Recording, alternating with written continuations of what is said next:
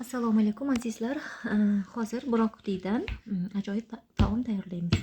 Brokolilarni mayda bo'lakchalarga bo'lib olib, qaynatishga qo'yamiz. Hozir yaxshilab yuvib olaman va qaynatib olaman brokolilarni.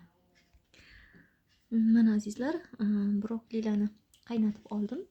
Kichkina bo'lakchalarda qaynatib olamiz. Mana shunaqa. Ana undan keyin makaronchani ham qaynatdim. Uzun makarondan bu. Uzun lapsha. Endi brokolini o'zini yemaydiganlar bolalar uchun bemalol mana shu makaronchaga aralashtirib bersa ham mazali, ham to'yimli bo'ladi. Hozir birga aralashtirib olamiz. Birinchi bo'lib makaronni qaynatib oldim. Olivkiviy yog'da ozgina qovurib oldim makaronni. Ozgina tomatli pasta bilan.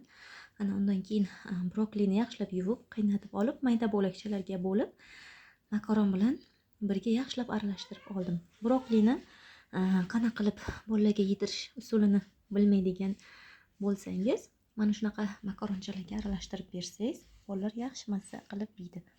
Men ko'p hollarda shunaqa qilib ham beraman. Hammaga yoqimli ishtaha.